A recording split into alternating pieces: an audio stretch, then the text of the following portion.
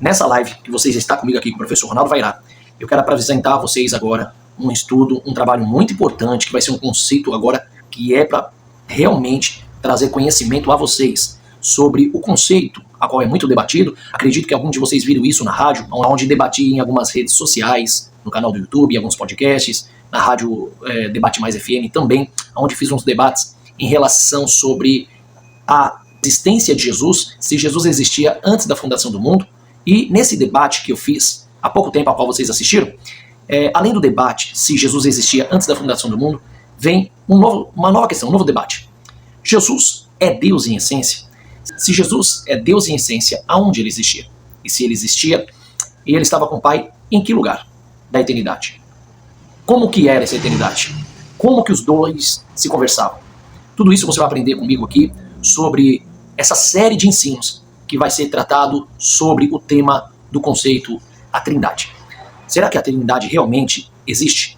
A Trindade é um conceito de revelação do Criador de uma forma aberta e explícita?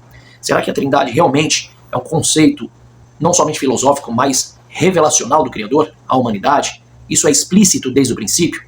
É assim que Deus se manifestou a Abraão, Isaac, Jacó e também a Moisés, bem como seus sucessores após ele, como Josué, e mais tarde nos tempos dos juízes, no tempo dos profetas, e assim culminando no tempo do Filho, Yeshua, o Messias e os apóstolos? Será que realmente a Trindade faz parte desse legado de conceito explícito de Deus, uma doutrina ensinada diretamente do Criador? Foi isso que o Senhor proporcionou, foi isso que o Senhor proporcionou desde o princípio, que se manifestasse na história.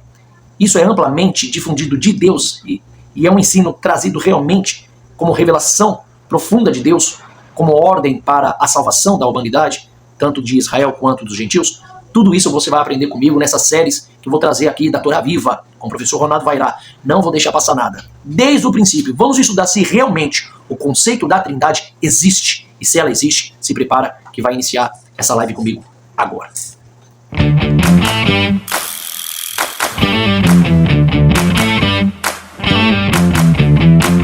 Bom, estou aqui com vocês. Vamos começar aqui. Quero começar a aula para vocês nesse momento aqui. Vou deixar a tela de ladinho. Quero que vocês só sigam por enquanto nessa introdução que vou trazer para vocês. Estou deixando aí bem aberto para vocês lerem comigo, tá bom? Todos vocês vamos ler comigo aqui com o professor Ronaldo Vairá. Preste atenção, tá? Conhecemos algumas histórias da Trindade, a qual fundada pelos pais do primeiro século, consolidada após o concílio de Nicéia do ano 325. Alguns dizem, olha, a Trindade não iniciou lá no ano 325 do concílio.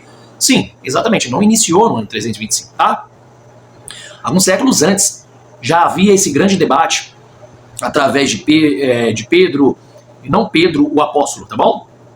Era um dos pais da igreja na época, chamado também de Pedro de Alexandria, Ário, assim também como alguns outros que na época entraram num grande debate, pelo menos no meado do século II, no ano 200 depois de Cristo, onde mais tarde, no ano 325, vai ter que ser feita uma reunião, um concílio, para determinar sobre a existência de Yeshua, a sua essência, a sua hipóstase, ou seja, a sua manifestação de existência como 100% Deus, 100% homem, dali em diante também sobre toda a questão da existência dele de uma forma ontológica e pré-existencial como Criador. Então tudo aquilo vai começar a ser consolidado e não fica só ali no concílio de Nicéia.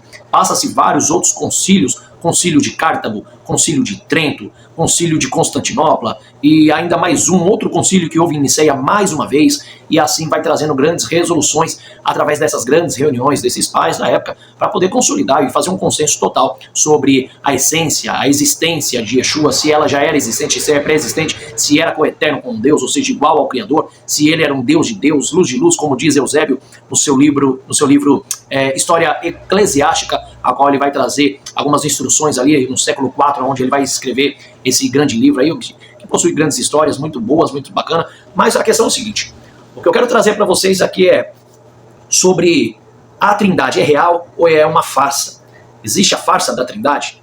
Ou a Trindade é verdadeira? É uma doutrina para a salvação humana, uma doutrina que tem que ser reconhecida dentro das academias, dentro das amadas igrejas, da comunhão entre todos os irmãos, seja gentil, seja judeu. Isso aí é reconhecido, é explícito, é aberto, é real, provém do Criador essa doutrina, esse ensino, como um método também que faz parte para a salvação da humanidade. Você tem que crer nessa doutrina, você tem que seguir essa doutrina para ser salvo. Isso aí tem que mostrar se realmente é vivo, é real, se isso faz parte realmente da categoria dos ensinos do Criador dentro da humanidade, como o primeiro homem a qual ele começa a se manifestar, que era Abraão. Então vamos ver se realmente existe esse conceito real da Trindade. Mas antes de entrar nesse conceito da Trindade, olha aqui que eu preparei, que eu trouxe aqui para vocês lerem comigo aqui. E para quem não sabe, isso aqui é uma das páginas, não vou mostrar total, mas é uma das páginas que existe no livro Yeshua em Essência, um livro maravilhoso que eu digo para vocês aí, que está preparado, está sendo preparado,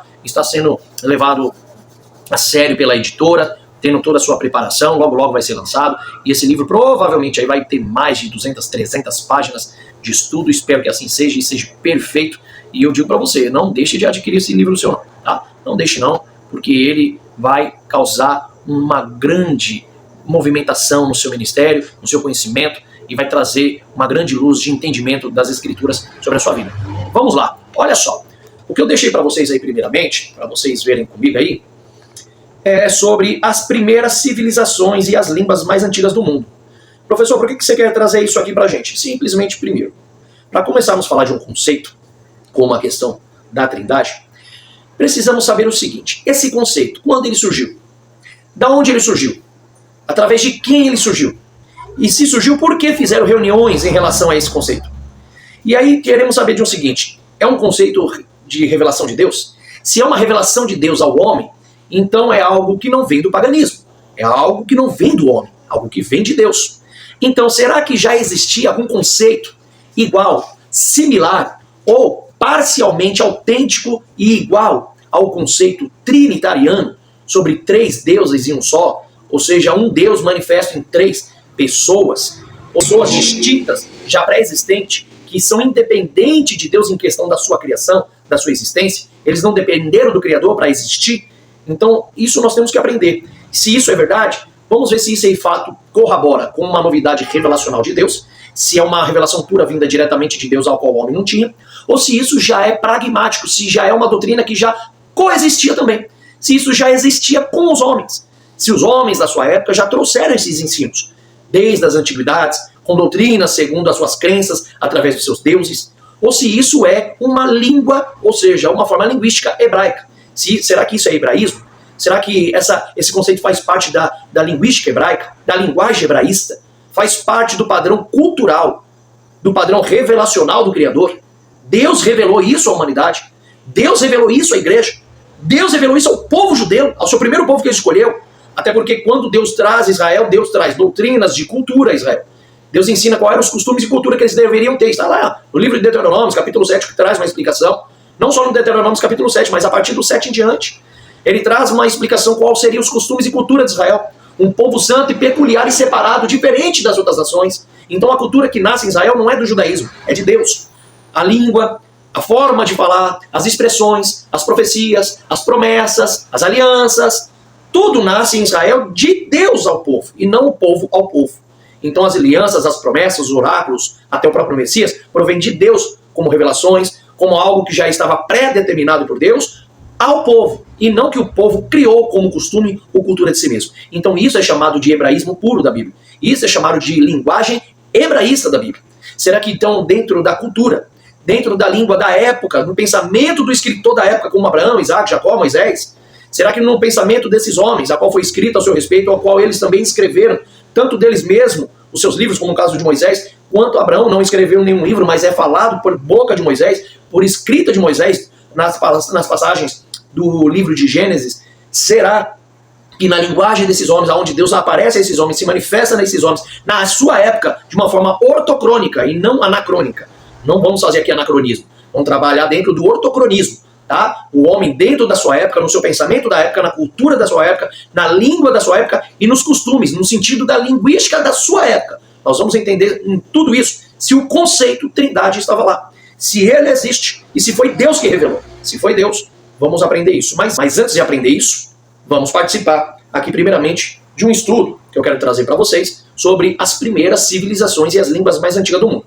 Na introdução 1 que eu trago para vocês, olha só que interessante. O surgimento das primeiras civilizações, elas estão diretamente ligadas ao desenvolvimento da agricultura, da escrita e das línguas estruturadas da época.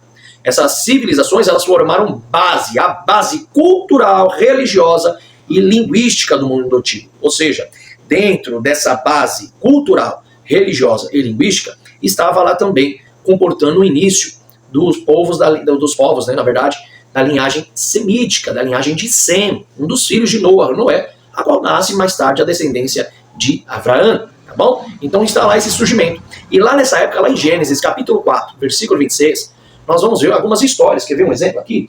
Em Gênesis capítulo 4, versículo 26, está escrito assim, olha só. Também a Sete nasceu um filho, a quem chamou de Enos, ou Shet. Nasceu um filho, a quem chamou Enosh. Foi esse o momento em que as pessoas começaram a invocar o nome de Adonai. Então, olha só. Também a Shet, ou Set, nasceu um filho, a quem chamou Enosh, Enos. Foi esse o momento em que as pessoas começaram a invocar o nome de Adonai. Então, olha que coisa interessante. Aqui em Gênesis capítulo 4, versículo 26, depois da criação dos céus e da terra, a formulação da criação do homem e da mulher, segundo a criação do próprio Deus, onde o Criador criou o homem, né? Gênesis capítulo 1, versículo 27 diz, portanto, Deus criou, no singular, a humanidade, a sua imagem. A imagem de Deus, ele os criou. Criou-os macho e fêmea. Aí alguns já vão dizer aqui, professor, mas tem que ler lá o versículo 26, acima, que diz, então Deus disse, então Deus está falando, né? Diz Moisés aqui na escrita, Nahaser Adam Betzalmen, vê aqui de Muten, façamos a humanidade a nossa imagem, a nossa semelhança, e que eles governem bem sobre os peixes no mar, as aves no ar, os animais e sobre toda a terra, e sobre todas as criaturas rastejantes que se arrastam sobre a terra. Aí no versículo 27, portanto, Deus criou, ou seja, o singular quebra um plural que está acima. Mas será que ele quebra ou existe algum sentido da língua da época para ser falada dessa maneira, ou seja, no caso do escritor Moisés, que escreve desse jeito? Vamos aprender isso no decorrer das séries aqui do estudo que eu vou trazer. Portanto, Deus criou a humanidade, a sua imagem, a imagem de Deus, ele os criou-os macho e fêmea. Aí, versículo 28, Deus, ou não, aqui não está falando nada além de Deus. Deus os abençoou e lhes disse, sejam férteis, multipliquem-se, encham a terra e a dominem, governem sobre os peixes no mar e as aves no ar, e todas as criaturas vivas que rastejam sobre a terra.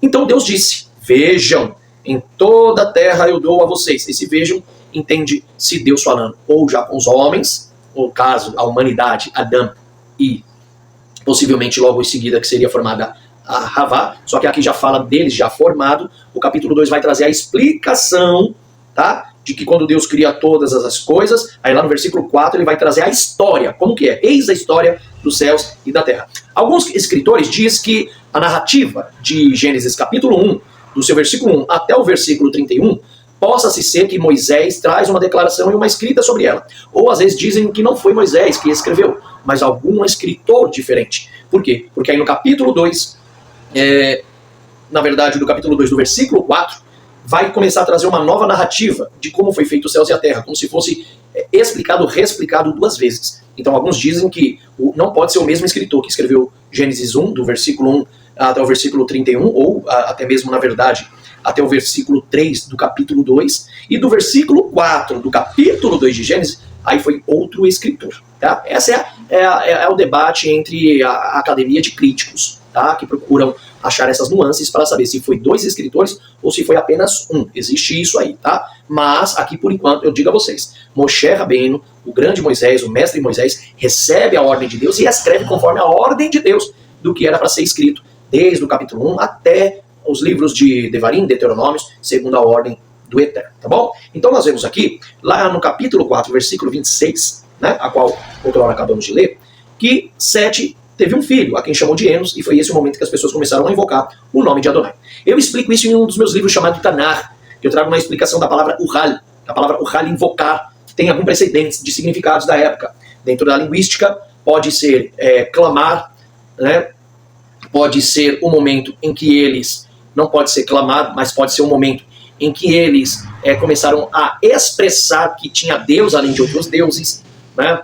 Então existe uma significação da palavra Uhal, que eu não vou trazer agora para vocês aqui, vou deixar um pouquinho mais para frente, mas o foco é vocês entenderem que desde Gênesis, nas primeiras civilizações, já existia na língua semítica, da linhagem de Sem, tá bom? Uma estrutura de língua, de forma de base cultural e religiosa na linguística do mundo antigo, tá?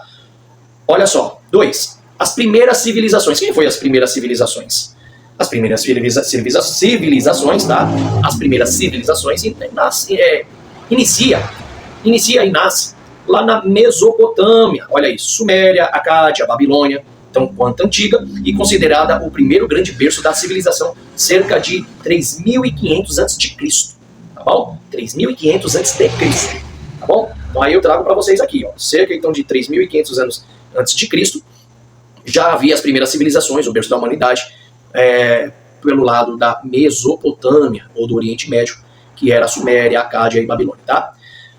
Dentro dessas civilizações antigas, tem o Egito Antigo, que é a civilização organizada ao longo do Nilo, com escritas hieroglíficas, desde 3.300 a.C., tá? Esses hieróglifos era a forma que eles escreviam, com desenhos detalhados ou entalhados nas pedras, para poder expressar uma comunicação àqueles que passassem ou lessem o que estava sendo marcado ali e entalhado, tá? A forma de hieroglifos. Também tem o Vale Hindu, sociedades urbanas avançadas por volta de 2500 a.C. Tem também a China Antiga, tá? A dinastia iniciais com registros antigos de 1500 a.C. e as civilizações da América. Caral Sup, ou seja, Peru, e os Olmecas, que era a Mesoamérica da época, a época do meio mesoamericano. Tá bom? Então, são épocas antigas, paleo, que se inicia, que são as primeiras civilizações. Agora, dentro dessas civilizações tinha também, olha só, as primeiras escritas, tá? Essas escritas uniformes era uma forma suméria de se começar a autocomunicação da civilização, ou seja, o entalhar nas pedras ou nas argilas, que se usava muito, as comunicações em mensagens e a forma de eles se comunicarem na época, tá? Então, essa escrita cuneiforme, suméria, é a mais antiga conhecida e usada inicialmente para registros econômicos da época. Hieroglifos, como eu acabei de dizer, hieroglifos egípcios, que se utilizava muito, era um sistema simbólico com valor fonético e ideográfico. Como eu disse a vocês, para eles poderem se comunicar, para ter um valor de comunicação de uma forma fonética e ideográfico. O que é ideográfico? De uma ideologia, um pensamento, aquilo que eles queriam expressar, uma expressão, eles faziam em forma de grafia, tá? De marcação, de entalhe. Essa era a forma do primeiro e o início de todas as coisas. Alguns de vocês já sabem sobre isso, eu não vou falar muito sobre essa questão, tá? Vamos lá, ó, parte 4. As línguas mais antigas registradas. Por exemplo, são as sumérios, que é a língua isolada da época. Primeira registrada na história humana é a língua suméria, tá bom? A língua sumeriana é a língua isolada e a primeira registrada na história humana. Temos também a língua acadiana, que é dos acádios, que é a primeira língua semítica da linhagem de Sem, escrita, tá bom? Base do babilônico e assírio também da época, onde surge a linguística babilônica e assíria, surge daí através da língua acadiana, tá? Aí vem o egípcio antigo, logo após, que é uma língua do Egito faraônico. Eu vou trazer as datas para vocês mais para frente, para vocês saber mais ou menos de cada uma delas. E a língua hitita, que é a língua indo-europeia mais antiga também documentada, tá? Parte 5 aqui, ó. Línguas antigas com continuidade histórica. Essas línguas antigas, que têm uma continuidade, que chegou até nós de forma histórica, temos o sânscrito, o hebraico, tem o grego, o chinês antigo e também o tamil, tá? Línguas mais antiguas e que teve e ainda tem uma continuidade histórica são essas, ok? Agora, olha só que legal, uma conclusão que eu trago. O estudo das primeiras civilizações e línguas revela a profunda conexão entre cultura, religião e identidade humana. Essas línguas moldaram pensamentos teológicos, filosóficos e sociais que ainda influenciam o mundo moderno. Traduzindo, vou explicar para vocês. As linguagens da época, a comunicação desses povos da época, começaram a trazer os pensamentos teológicos. O que é teológico? Do entendimento de o que era Deus, esse criador de Adão a eles. Dentro da sua logia, da sua logia, dos seus estudos, da sua razão, dos seus pensamentos, eles tentavam entender quem é esse Deus que falou, que se manifestou e trouxe a vida à humanidade desde Adão, que Adão, o primeiro homem. Mas, professor, eles não sabiam que era Deus? Bom, acabei de mostrar para vocês em Gênesis capítulo 4, versículo 26, que após a corrupção de Adão, que aí é o pecado chamado pecado original, o pecado de origem, o primeiro pecado que se originou, que iniciou, O pecado primeiro de Adão foi a famosa desobediência ou desacato a uma ordem direta divina do Criador. Sabemos que dali em diante o homem começa a causar grandes problemas de afastamento de um Deus que diretamente falava com ele, como no caso de Adão. E nós vemos ali a fala, Deus falando com Adão, falando com Eva. E eles ouviam a voz do Eterno, o Eterno ouvia a voz deles. Tinha uma comunicação perfeita entre si, porém, por causa da mácula e do pecado do homem, há um afastamento entre Deus e o homem por causa de vossos pecados. E aí esses pecados que trazem esse afastamento de Deus, faz com que o homem comece a criar analogias, pensamentos intuitivos ou instintivos do seu próprio instinto, do que seria ou do que viria a ser esse Deus e como ele criou todas as coisas. E qual seria o ensino, as instruções desse Deus e o motivo e a razão por ele ter criado essa humanidade. Só que o interessante é que mesmo que Adão ele peca, mesmo que Adão traga um grande pecado ao homem, até em Gênesis capítulo 4, versículo 26, a Bíblia fala que Adão e Eva teve filhos e filhas. E esses filhos e filhas foram vários e vários e vários, até porque, segundo o histórico bíblico, Adão, ele permaneceu vivo por muito e muito tempo, tá? Como, por exemplo, em Gênesis capítulo 5, está escrito no versículo 3 em diante. Depois de viver 130 anos, Adão gerou um filho semelhante a si mesmo e o chamou de Shet.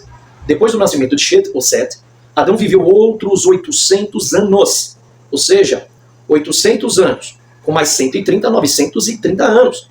E nesse meio de 930 anos, ele teve filhos e filhas. Ao todo, Adão viveu 930 anos e então morreu. Ou seja, imagina quantos filhos e filhas Adão e Havá, sua esposa, tiveram. O mais interessante que chama a atenção aqui, que não fala a história de vida e nem de idade de Eva, de Havá, mas sim a história de Adão em diante. Tá? Mas, ou seja, como o homem é o gerador, o reprodutor dos cromossomos X e Y, então se conta a linhagem a partir dos cromossomos do homem. A produção da linhagem humana, do homem. Uma forma até de explicação científica a falar da reprodução humana através do homem, começando pelos cromossomos ou pela forma cromossomial do homem. E por isso que aqui fala do homem, que a razão e a importância que eles deram era mais da época da idade do homem. Enquanto o homem vivesse, poderia produzir muitos filhos e filhas por todas as suas épocas ou gerações de vida. Então, Adão, com certeza, gerou muitos filhos e filhas. Só que lá em Gênesis capítulo 4, versículo 26, quando Sete, o seu filho, gera um outro filho chamado Enos, fala que dali em diante passou a invocar o nome do Senhor. Então houve uma linhagem de Adão. Houve uma linhagem contínua de Adão. Essa linhagem, cujo lá na frente você vai encontrar, no capítulo 5 da genealogia todinha, você vai encontrar ali Noé, da qual gera os seus filhos. E dali em diante a história do dilúvio, Deus se emancipa, né, faz uma antecipação, na verdade, profética, usando ali Noé, de uma forma antecipada. Deus usa Noé para falar do que haveria de acontecer, causa o dilúvio, que na ciência é chamada de canopy, que é uma bolsa de anel em volta d'água que se estoura ao redor do planeta que havia e invade as águas dentro do planeta. E, logicamente, colaborando, a Bíblia não é contra a ciência falar isso, e nem a ciência é contra, porque ela pode trazer essa explicação, mas entende-se isso, de que o Eterno faz esse anel de canopy ser estourado, a invasão da água entrar dentro do planeta e causar a destruição da raça humana, como de tudo aquilo que vivia e existia, menos aquele que confiou na palavra de Deus, que era Noé e os seus filhos com as suas esposas. Então olha que coisa interessante. Noé faz parte dessa linhagem de Adão. Então essa linhagem de Adão, mesmo que pecaram, mesmo que Adão pecou, eles continuavam conhecendo ao Deus que o criou. Que mais tarde, nas civilizações, começam a criar a cultura desse Deus, a qual chamavam ele na língua ugarítica, ou na língua semítica antiga, de El.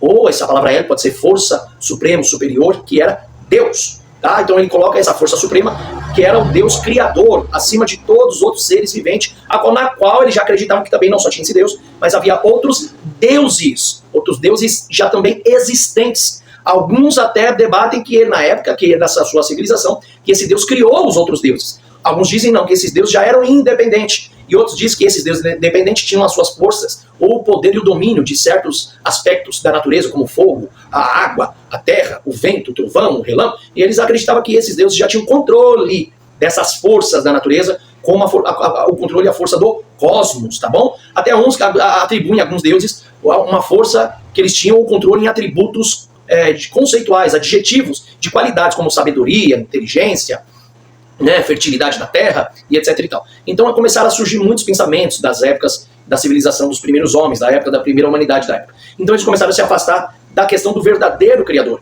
Esse Criador que mais tarde vai surgir trazendo que era o único Deus existente, o único Deus que existia. E Deus que agora vai querer provar isso. E ele vai mostrar isso. E para isso ele vai iniciar usando o primeiro homem da história, Abraão, mostrando que era o único e não existia outros. Que ele era o único ser existente. Mesmo quando tudo estava sendo criado, não tinha ninguém com ele. Ele vai mostrar que ele era o único ser. E isso começa o projeto, os planos e os objetivos de Deus. Implantar o seu reino de volta na terra, trazer o homem ao conhecimento de que só há um Deus e implantar de volta a eternidade que o homem perdeu por causa do seu pecado.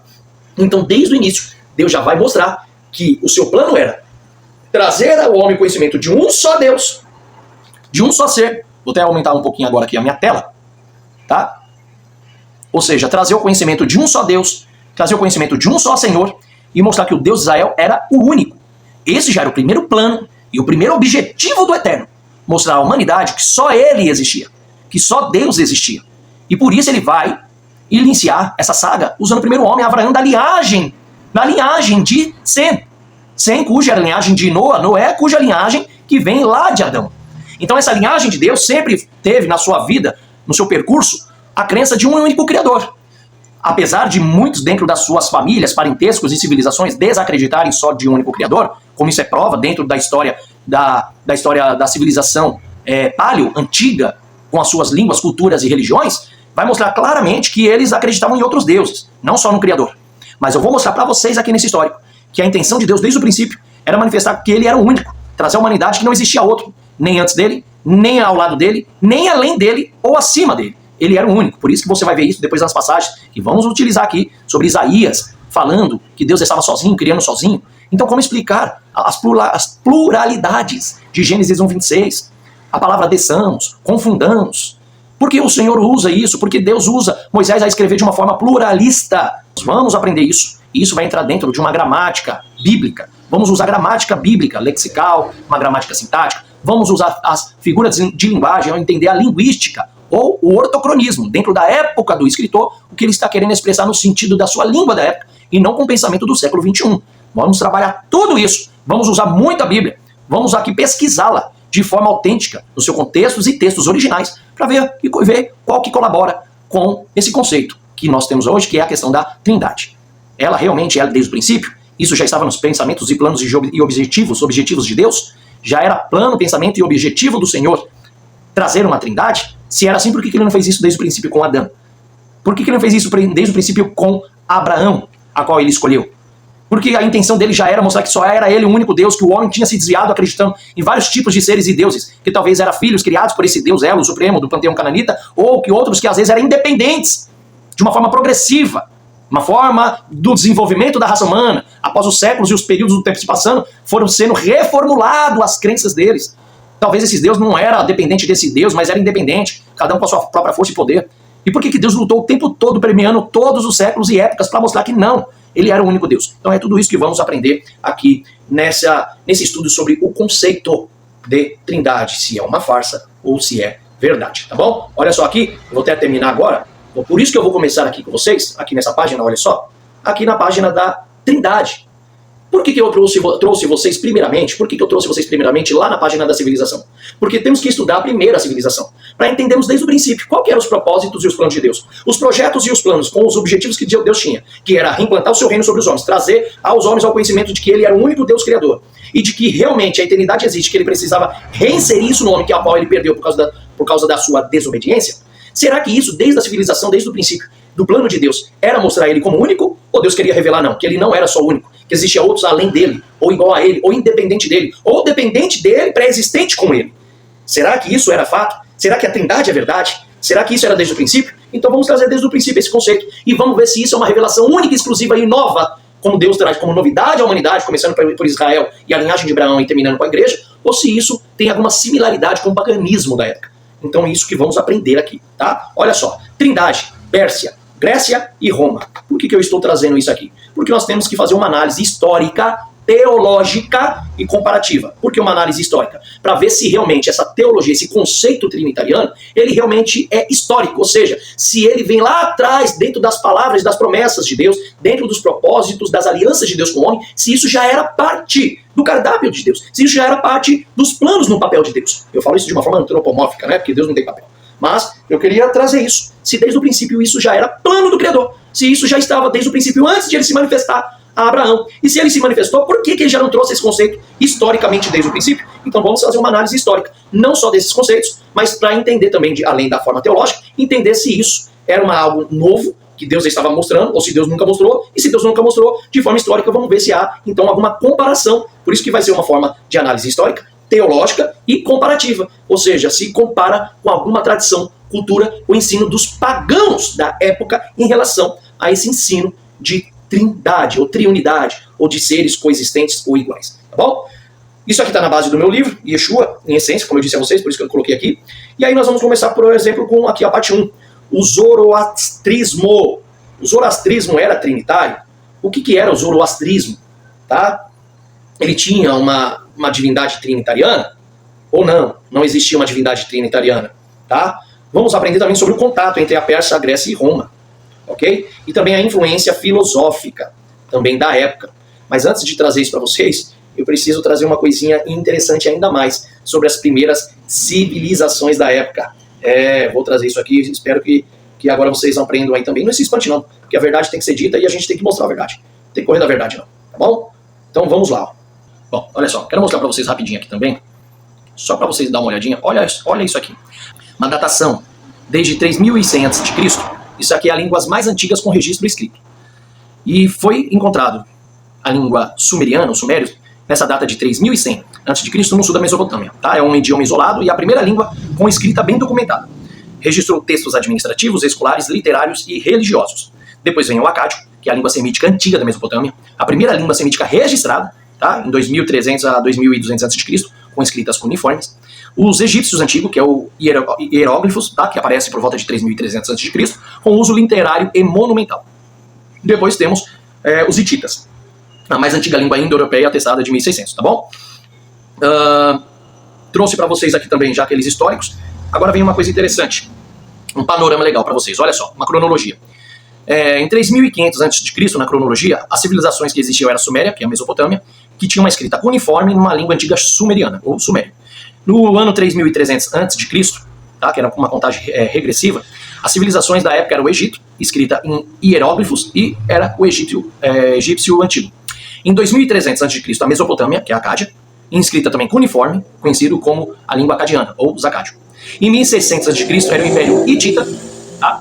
Em 1600 era o Império Hitita, que também tinha escritas cuneiformes, e era os hititas que tinha sua linguagem, aonde, agora eu quero falar para vocês, essa época que permeia por volta da época de Abraão, tá bom?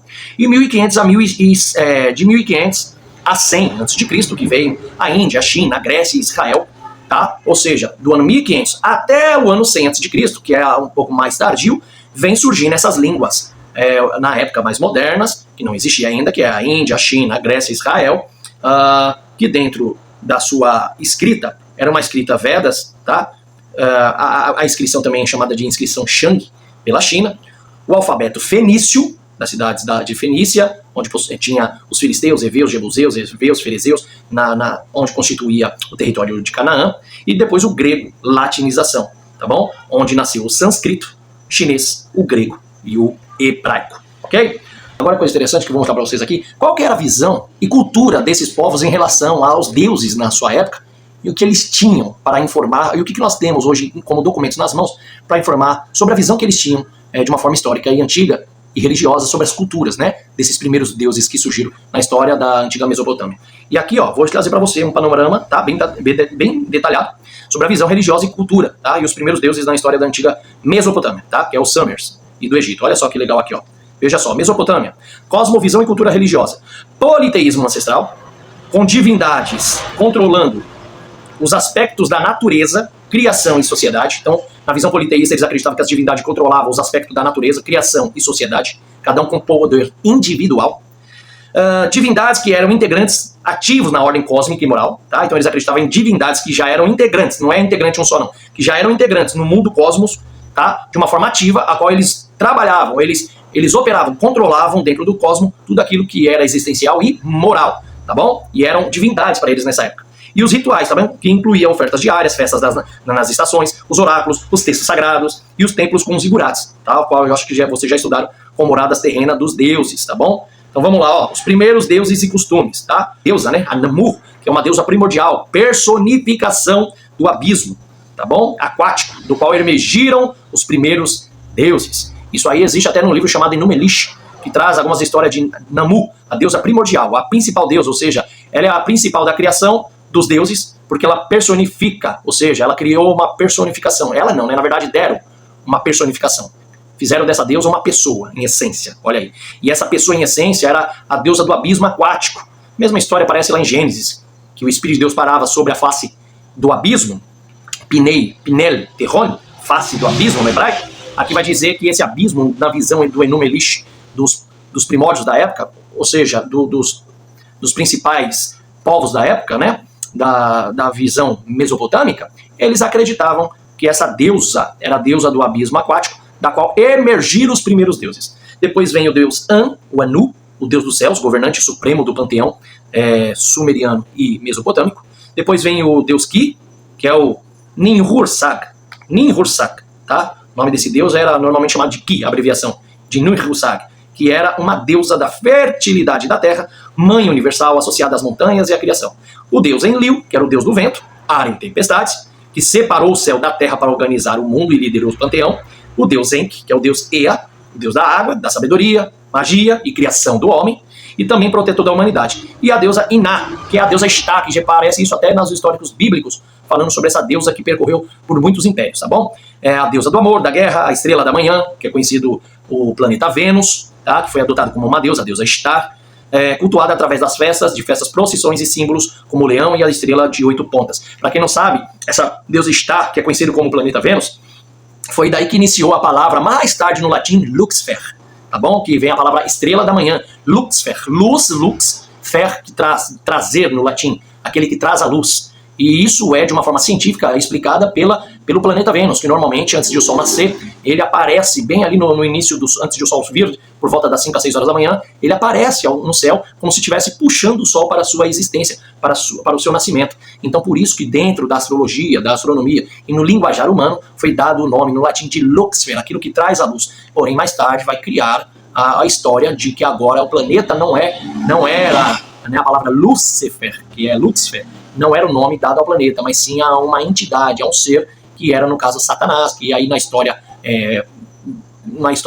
católica, né, na história dos pais da igreja, se Lúcifer era Satanás, que era um anjo de luz que caiu porque lutou e tentou lutar contra Deus, se rebelou, se tornou inimigo de Deus e acabou recebendo o nome de Lúcifer, né, aquele que traz a luz, Luxfer. Aqui não é bem assim, tem uma história por detrás disso, pelo pai da época da cidade de Sardenha, né, em Cataglia. Tem até mesmo um templo na cidade de Sardenha ao presbítero que faleceu na época, que era um dos pais da igreja, chamado o bispo Luxfer, tá? Lúcifer. Bispo Lúcifer de Cataglia, que é uma história que mais pra frente eu vou trazer isso pra você também. Então, olha só. Então aí tem essa Ishtar, depois vem o deus Utu, que é o deus Shamash, que é o deus solar da justiça e moralidade, o deus Shamash ou Shemesh, foi muito utilizado dentro do paganismo, da idolatria politeísta na Bíblia, onde Israel lutou muito contra essas nações que serviam esse deus Shemesh, tanto que os próprios judeus da época acabaram sucumbindo a essa idolatria e se convertendo ao deus Sol, se virava a esse deus Sol para o cultuar e adorá-lo. Isso você vai achar no livro dos profetas, um deles, os principais, Ezequiel, tá? Que fala muito sobre esse deus Shemesh, que eles voltavam ao Sol em adoração, e mais tarde isso foi difundido fortemente no imperialismo grego e romano, tá? O deus Sol é o mesmo Sol que aparece lá nos presépios de Natal, na cabeça de Maria, José e o menino Jesus, aquele Sol enorme, aquele é o deus Shemesh, que vem daqui, ó, do deus Utu, sumeriano, mesopotâmico, tá? É uma reformulação desse deus de uma forma progressiva na visão politeísta desse povo. E os outros deuses em número, tá?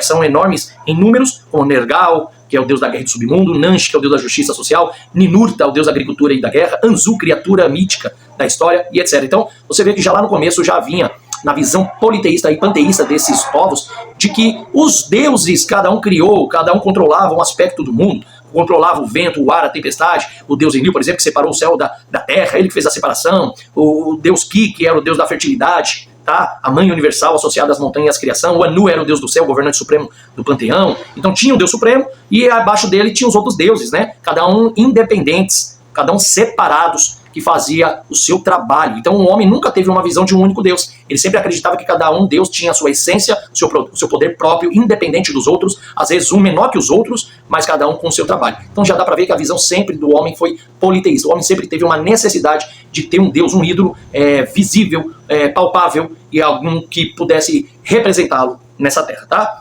Depois vem do Egito Antigo, tá? Um culto e crença também politeísta, com 1.500 divindades reconhecidas dentro do Egito Antigo, tá? Isso aí é documentado, provado, que existe 1.500 divindades reconhecidas no Egito Antigo.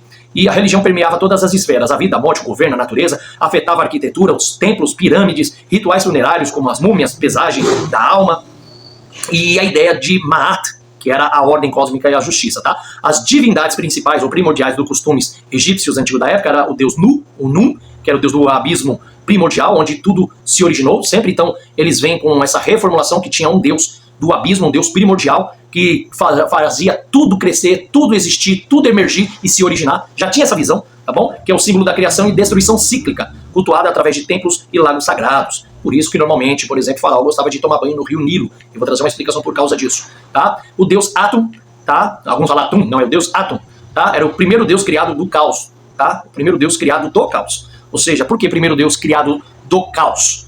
Porque quando para os egípcios o mundo estava em declínio, que o homem estava em destruição da sua própria espécie, então acredita-se que um deus dá vida. Olha só isso aqui. Um deus, ele dá vida a um outro abaixo dele, que é um deus também, ou seja, que ele passa a ser criado através desse caos. E, na verdade, aqui, tanto que mostra que ele era autocriador, tá bom? Na verdade, ele então não tinha sido criado por um deus. Ele era independente, já existente na visão egípcia, e ele passa a existir por causa do caos da humanidade. E ele era autocriador, então ele criou-se a si mesmo, e aí deu criação a outras coisas, como no caso, ele era o pai dos bens essenciais, Shu e Tefnut, ou seja, associado ao sol poente e figura criadora, tá? Então, esse deus Atum, tá? Ele era autocriador, criou-se a si mesmo, passou a existir por causa do caos que existia no mundo, e aí foi trazendo alguns históricos, que é, por exemplo, o pai dos bens essenciais, como o sol e etc e tal, e também de Shu e Tefnut, que são deuses associados ao sol poente e figura criadora. Então fala que esse deus Atum traz a criação de Shu e Tefnut, associado ao sol e a figuras criadoras, e que ele criou-se a si mesmo. Aí o deus Ra, que é o deus Amun-Ra, tá? O deus solar supremo, criador e sustentador da vida. Então era ele que mantinha a vida sustentada e viva, e assim como ele também mantinha o controle do sol, segundo a visão desses politeístas, tá? E tinha festival, procissões, construções monumentais que eram dedicados a eles também nessa época. Depois vem o Osíris, o deus Ísis, o Horus, o Maat, que representavam a morte e o renascimento, a magia, a realeza, a ordem, cultuados com mitos. Um exemplo, a audiência do julgamento de Osíris, e em templos funerários, tá? Então eles representavam tanto a morte quanto o renascimento, a magia, a realeza e ordem, cultuados com mitologias criadas pelo paganismo egípcio. E a deusa Mut, que é a mãe primordial, tá? A deusa Mut, que tanto que no hebraico a palavra Mut quer dizer morte, dentro da visão egípcia, Mut era a mãe primordial ligada a Amun, ou seja, ligada ao ciclo de criação, cultuada em Tebas, esse ciclo, não que ela era criadora da criação, ciclo da criação, ou seja, ela controlava o ciclo de reencarnação e de ressurgimento de vida, seja animal ou seja humana, tá? Então ela era a mãe primordial ligada a Amun, ligada ao ciclo de criação, cultuada em Tebas com festivais litúrgicos. Aí aqui eu trago alguns resumos comparativos, a região, os deuses primordiais, o tema central e os costumes religiosos. Mesopotâmia, Namu, Enki, o deus Namu, An, o deus Ki, o Enlil. Temas centrais, elementos, justiça e fertilidade, costumes religiosos, era sacrifícios, oferendas e templos montados em peças, como fosse peça. No Egito era o deus Nu e Atum, ordenação do caos e sol e realeza. Múmias, que eram os costumes religiosos deles por causa desses deuses. Formação de múmias, pirâmides e cerimônias solares. E a conclusão, em ambas as culturas, certas divinas personificavam ordem, criação e moralidade. Os deuses definiam a cosmologia, sustentavam a realeza e asseguravam a ordem social e natural. Seus cultos envolviam templos monumentais, rituais públicos, junções entre liderança política e sacerdotal, e visões recorrentes de morte e renascimento. Tá bom? E agora, olha que interessante. E agora uma coisa interessante que eu vou trazer para vocês aqui, ó, só mais essa parte aqui, só para a gente encerrar, tá? Eu vou encerrar aqui, eu quero trazer... E agora, só para vocês terem uma noção, eu vou trazer aqui para a gente encerrar esse vídeo, e vai ter outra série de continuação, eu vou trazer uma explicação aqui sobre um contexto histórico e cultural e religioso no tempo de Abraão, tá? Qual que era o contexto histórico no tempo de Abraão, cultural e religioso que Abraão estava envolvido? Qual que era a visão sobre a religião, sobre esses deuses? Qual que era a visão que Abraão tinha como um arameu e também, querendo ou não, politeísta, junto com seu pai Tera? Qual que era a visão que eles tinham? Dá uma olhada que eu vou mostrar para vocês aqui, ó.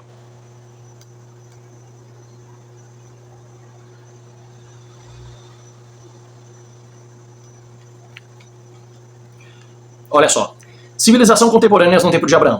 Será que nessa época, qual que eram os costumes religiosos desses povos? Será que eles tinham visão de deuses que tinham filhos e que criavam os filhos como deuses também para poder controlar toda a sua criação e o ciclo da vida e a existência, a sustentação de todas as coisas? Será que tinha esse costume também no tempo de Abraão? Olha só, civilizações contemporâneas a Abraão, no ano de 2000 a 1800 a.C., tá bom? Por exemplo, a região da Mesopotâmia, da Síria, eu vou mostrar para vocês aqui, do Egito, olha só. Também tem a Anatólia, a Elam, Pérsia e os Amoritas, tá? Mas vamos começar aqui, ó, pela região Mesopotâmia. A cidade de Ur e Arã. Civilizações principais: Suméria tardia, Império Acádio, Reino de Ur III, Assírios antigos. Características: centros urbanos, escritas cuneiformes, politeísmo elaborado. Tinha a Síria Canaã, que era Mari, Ebla, Ugarit, incipiente. Cidade de Canaã, Gerar e Siquém. Eram as civilizações principais da época. Qual eram as suas características dentro da Síria de Canaã? Comércio de panteões locais, cultura semítica ocidental. Tá bom? Presta bem atenção. Aqui, dentro da característica das civilizações dessa época Síria-Canaã, que era da época Canaã, eles tinham uma visão semítica ocidental, tá? Que era bem paganizada e bem politeísta. Logo em seguida vem o Egito, que era o Império Médio, tá? Datado do 11 ao 12 da dinastia Tebas, ou seja, datado do Império Médio do 11º ao 12º ou 12ª dinastia Tebas. E as características eram uma organização centralizada, adoração solar ao deus Sol e aos deuses da dinastia desses imperadores. Aí vem a Anatólia, que é os Atitas e pré-Hititas. Tinha como característica a cultura local e deuses tribais, tá bom? Eles acreditavam em deuses de tribos. Vem depois os Elamitas de Elam, tá? Da Pérsia, onde eles tinham como civilização principal o reino Elamita, e as características era a influência mesopotâmica e deuses locais, tá bom? E depois os Amoritas, que eram os povos seminômades, com reinos emergentes, e tinha características de migrações, ou seja, nômades, né? Que sempre migravam de cidades e terras em terras para concluir alguns propósitos de conhecimento e fusões de culturas, tá bom? Bom, vamos lá. Abraão teria saído de Ur dos Caldeus, possivelmente Ur na Suméria, e viajado por terras onde essas culturas coexistiam, tá bom? Com certeza mostra essas viagens que Abraão vai fazer segundo a Bíblia, que ele sai da sua terra, da sua parentela, de Ur dos Caldeus, para a terra onde Deus fala que mostraria para ele, que era Canaã. Então ele possivelmente vai, né, sendo de Ur da Suméria, vai sair viajando por terras onde essas culturas que eu acabei de mostrar para vocês já coexistiam, tá bom? Na época de Abraão. Então presta atenção que isso já existia na época de Abraão, essas culturas e esses tipos de rituais e pensamentos sobre esses deuses, tá? O panteões e deuses da época de Abraão. Na Mesopotâmia, onde Abraão existia, o panteão era rico e estruturado, com hierarquias e genealogia de deuses. Por exemplo, a geração divina. Primeiros, filhos e terceiros. Vamos lá. Dentro da geração divina, primeiros, quem eram os primeiros deuses principais da Mesopotâmia? Era Namu, o abismo, e Anu, o céu. Os céus e a terra. Eram os deuses controladores, um do céu, o outro que controlava a terra, dentro da visão babilônica, dentro da visão mesopotâmica, sumeriana, no tempo de Abraão. Então eles acreditavam que cada um deus era separado, independente, criador, cada um de algo.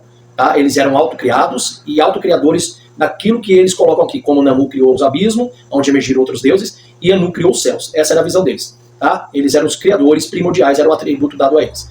Como filhos, eles tinham Enlil, então esses deuses tinham filhos, que eram Enlil, o deus do ar, Ki, né, Enki, que era o deus da sabedoria e da água, e o atributo que eles tinham e recebiam dos homens eram controladores das forças naturais da terra. Olha só, então eles tinham filhos, que eram deuses que tinham filhos, e esses filhos eram os filhos da sabedoria. Olha, eis aí o Enki, né, o mais sábio dos deuses, né. É até interessante que caem algumas questões, infelizmente, dentro das escrituras sagradas, quando vão fazer comparação, por exemplo, Jesus dizendo que era o Senhor da sabedoria. Em Provérbios, ele é comparado à sabedoria, porque era um homem perfeito em sabedoria. Mas quando colocam ele como um Deus, então ele era praticamente o Deus da sabedoria. Não é verdade? Eis o homem mais sábio até que Salomão, como ele mesmo diz. Mas Jesus diz no termo de uma forma linguística hebraísta, dizendo que aquele homem, ele é sábio porque foi adotado diretamente da sabedoria do próprio Deus para trazer, como predeterminado por Deus, a salvação aos homens, a inaugurar a entrada da eternidade nos homens. E não que ele era um Deus pré-existente ou como Deus da sabedoria, que alguns usam lá Provérbios 8 para falar que ele está falando de Jesus pré-existentemente. Então, não tem sentido, mas tudo bem. Bom, além desses deuses existirem e terem seus filhos, que eram Enlil e Enki, na terceira eles tinham Iná, Istá, Itu, ou Utu, que era o Shamash, Nargal, e Ninurta, tá bom? Então, Iná, que era a deusa Istá, Itu, Utu, que era o deus Shamash, ou deus Shemesh, Nergal e Ninurta, que tinham atributos como deuses do amor, da guerra e da justiça. Tá bom? Então sempre foi a visão dos homens. Sempre foram terem deuses e panteões, cada um qualificado, separados, dividido nas suas próprias essências, autocriadores e autocriados, que tinham seus poderes específicos dentro da natureza, do cosmos e da Terra. Tá bom? E eles davam isso, os povos, os homens acreditavam dessa maneira. Tá bom? Hierarquia divina, olha só, dentro da hierarquia divina, para terminar. Muitos deuses eram considerados filhos de outros deuses. Isso já era costume das civilizações primordiais e principais da época. As primeiras civilizações tinham a crença hierárquica, que era uma hierarquia divina, que acreditava que muitos deuses eram considerados filhos, literalmente, de outros deuses, tá bom? O exemplo é a deusa Iná, a deusa do amor e guerra, que é filha de Naná, a deusa da lua, ou Anamalek, a Dramalek, tá? Neta de Enlil, olha só. Deuses em forma humana, comuns em relatos mitológicos, como por exemplo Enki assume a forma para enganar, desce ao submundo. Ou seja, já tinha uma história de que Enki se via em forma de carne, eles acreditavam que os deuses podiam vir e se encarnar em forma de carne humana, tá bom? Como a deusa Istá, que vai descer ao submundo lá, que é chamado inferno, né, para fazer uma guerra contra o deus controlador desse submundo. Os deuses caminhavam entre os homens, eles tinham a cultura que os deuses andavam entre os homens de forma humana, encarnado, como na visão que tinha no egípcio de Faraó, tá bom? Especialmente em textos como o Épico de Gilgamesh. Vocês já assistiram? Perdão, vocês já leram, eu ia falar assistir porque tem isso no YouTube, mas vocês já leram um livro de Gilgamesh, o Épico de Gilgamesh, muito antigo, tá? Esse livro aí é muito antigo, é no Paleo Antigo, tá bom? Um livro praticamente da mesma data de Enuma Elish, quase próximo das épocas datadas dos seus escritos, de 1800 a.C., tá bom? E ali no Épico de Gilgamesh mostra a descida de Iná ao submundo. Na Canaã, Síria, eles tinham, por exemplo, os deuses de Canaã, era o deus El. Esse deus era o deus pagão dos deuses cananitas, dos povos cananitas. Porém, eles não sabiam ainda quem era esse deus El, tá bom? E esse deus El, ele tinha a função de ser o deus supremo e criador. Dentro de Canaã, o segundo abaixo dele era Baal, o deus da tempestade, fertilidade e guerra. Que dentro da visão cananita era um deus separado, um deus distinto do deus El, que não dependia do deus El para existir, mas era um deus abaixo dele, na supremacia. Porém, com o tempo, na evolução das crenças babilônicas e cananitas, esse Baal se tornava agora filho do deus El, tá bom? E tem a Asherah, que é a Astarte, a esposa de El, tá bom? Mãe dos deuses. Tinha a crença que então esse deus El tinha uma esposa, a mãe dos deuses. Existe até dentro do movimento cristão também, um cristianismo que não é cristianismo, para mim não é cristianismo nem são cristão, mas uma igreja chamada a Igreja da Deus Mãe, que fala que a Jerusalém é uma deusa literalmente personificada como a mulher, a esposa de Deus. Tá aí nesse culto aí, que tem nesse costume dessa igreja Deus Mãe. Tá? Então é de onde eles surgem aí. Asherah, Astarte, esposa de El, mãe dos deuses. E o deus Yan, ou deus Mot, tá? Que era a deusa do mar e da morte. Costumes importantes. Deuses tinham filhos, esposas, ciúmes e hierarquias como humanos. Baal lutava contra Yan e Mot em ciclos épicos de morte e retorno, morte e retorno, morte e retorno. Frequentemente apreciam em visões, sonhos ou como homens divinos, práticas comuns em Ugarit e Eba, tá bom? E aí no Egito, olha aqui, ó, para terminar, os deuses egípcios também tinham o deus Ra, que era o deus Atum-Ra, que dentro das relações familiares era o criador e pai dos deuses. O deus Shu e Tefnut eram os primeiros filhos desse deus Ra no Egito, tá? Que eram deuses controladores do ar e da umidade. O deus Geb, ou Geb e Nut, que eram deuses da terra e céu, que eram controladores daquilo que havia nos céus e na terra. E os deuses Osíris, Isis e Set e Nephte, que eram netos de Ra, mitos complexos de morte e renascimento, que eram os causadores da morte e da ressurreição, da reencarnação dos homens e os controladores das almas desses homens no submundo, tá bom? Então a forma, por exemplo aqui, ó, a forma humana, eles tinham também a crença que esses deuses vinham em forma humana, com cabeça de animal, como por exemplo o deus Anubis e Horus, e o faraó era considerado filho de Ra. Ele não era considerado Deus. Tem gente que fala que o faraó era um Deus. Não, ele era considerado filho de Deus. Até na história do Egito ele era considerado filho de Deus. Um Deus encarnado, tá bom? Eles acreditavam que esse era o filho de Deus encarnado no Egito, tá bom? Acreditavam que o faraó era um Deus encarnado, filho de um Deus que era o Deus Ra. Você acham que Moisés não conhecia essa história? Conhecia. Eu só não entendo por que Moisés então não seguiu esse padrão. Por que não surge então a trindade com Moisés ali? Padrão, explicitamente, já que ele tinha essa filosofia. Será que ele tinha? Não, ele tinha conhecimento dessa filosofia, mas não tinha essa crença porque não foi o que Deus determinou a Moisés, tá bom? Mas já existia. Ísis e Osíris eram adorados com narrativas teatrais, né, que dramatizavam em suas épocas, com suas ações humanas e divinas, tá bom? E agora vou traçar um paralelo com Abraão sobre isso. No mundo de Abraão, tá? Era comum os deuses serem ancestrais, de reis, ou intermediário entre o céu e a terra. O Deus de Abraão, por exemplo, Yud Rei Vav Rei, o nosso Deus, ele se distingue porque não nasce nem tem genealogia divina. Ele chama, aparece, promete e julga. Em Gênesis, por exemplo, capítulo 18, o Senhor, o Criador, aparece a Abraão com 2 anjos em forma humana. É um fenômeno culturalmente compreensível da época, mas teologicamente único, e o Criador, ele fala com Abraão, tá? Esse Deus aqui, Yud Rei Vav Rei, deixa eu até voltar a tela aqui para mim agora. Bom, agora quero que vocês só prestem atenção, antes de eu encerrar, só prestem atenção rapidinho aqui no professor, como eu mostrei aqui agora para vocês. Dentro de um histórico paralelo, no mundo de Abraão aqui, era comum deuses serem ancestrais de reis, ou intermediário entre o céu e a terra. O Deus, por exemplo, de Abraão, que é o nosso Deus, ele se distingue desse panteísmo, porque ele não nasce nem tem genealogia, ele não é existente por causa de outros deuses, ele não mostra a genealogia, tá? Mas ele chama Abraão, ele anuncia, fala com Abraão, de uma forma invisível, como o único Deus, aparece a Abraão, promete e julga Abraão. Mas como que ele aparece? Como um Deus encarnado? Em forma de Deus? Não. Ele faz a teofania, a manifestação de Deus? Não. Ele se manifesta através, lá em Gênesis 18, como está escrito, o Senhor aparece a Abraão com 2 anjos. E esses anjos aparecem em forma humana. Deus, por ser um ser invisível, ele começa a mostrar para Abraão que ele é o único Deus verdadeiro, porque ele não é como o pensamento panteísta, que existe vários deuses, mas que ele era único e é um Deus invisível. Por isso que Abraão vai ter que ter fé para acreditar nesse Deus. E aí o interessante, que em Gênesis 18 o Senhor aparece a Abraão com 2 anjos de forma humana, que é um fenômeno culturalmente compreensível na época, porém teologicamente único, tá? Podia ser compreensível porque era como eles acreditavam que os deuses vinham, mas aqui não era Deus, aqui era anjos ou representações, mensageiros de Deus, que representavam Deus a Abraão. Então, ou seja, era culturalmente compreensível, porque eles entendiam que eram deuses, mas teologicamente era único, porque não eram deuses, era anjo enviado por Deus.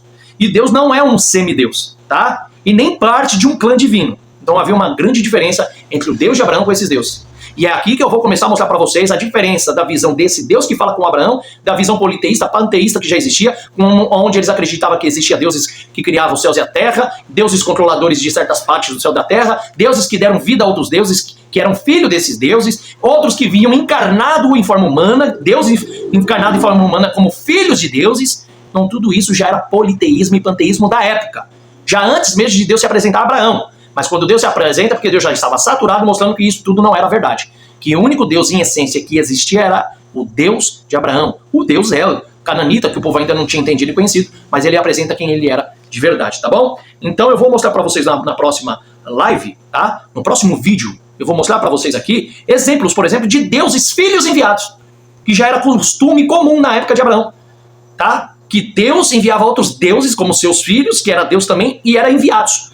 E vou mostrar algumas semelhanças de exemplo que já existia na época de Abraão, tá bom? E esses mitos tinham como padrão, tá bom? E eu vou mostrar para vocês, não vou falar quem é esses deuses, mas no próximo vídeo eu vou mostrar para vocês verem que realmente, da onde surgiu. Será que a Trindade é um ensino exclusivo, novo, revelacional de Deus, a qual o homem nunca viu, nem ouviu, e não havia nenhuma prática coexistente ou coigual ao costume e à teologia aí trinitariana ou trinitarista, né? Que alguns falam trinitarista.